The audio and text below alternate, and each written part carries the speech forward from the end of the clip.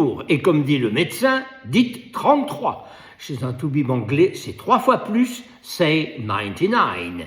33, c'est le numéro de ce dites-le avec des mots. Un mot facile, un difficile, un concret, un abstrait et un nom propre à deviner rapidissimo. On commence par un mot concret.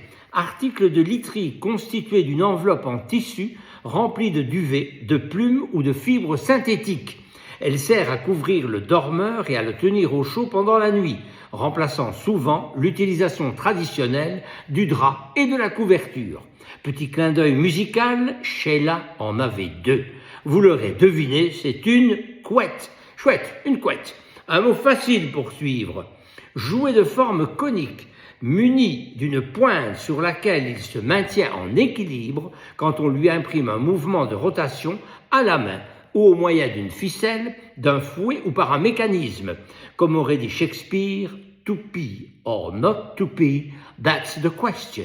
Sorry pour avoir massacré la citation originelle. Un nom propre maintenant. Née à Kiev en 1898 et morte à Jérusalem en 1978, cette femme d'État israélienne a participé à la création de l'État d'Israël, a été ministre des Affaires étrangères et première ministre de 1969 à 1974. En raison de sa fermeté et de ses victoires sur le plan militaire, elle sera connue sous le nom de la Dame de Fer, avant que cette appellation ne soit reprise par Margaret Thatcher.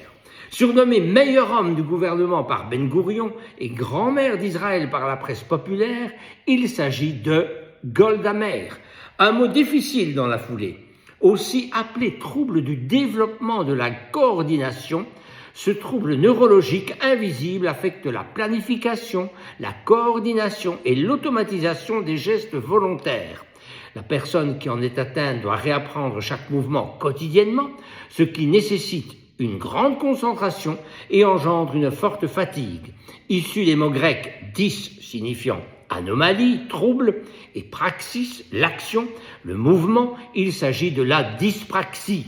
On termine par un mot abstrait.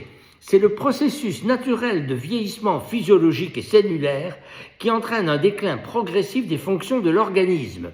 Elle se manifeste à différentes échelles et concerne aussi bien les cellules que les tissus et les organismes vivants dans leur ensemble. En latin, vieux se dit senex, c'est donc la sénescence. Pas facile à trouver, je vous le concède. Dites-le avec des mots, c'est fini, à mercredi prochain et d'ici là, portez-vous bien.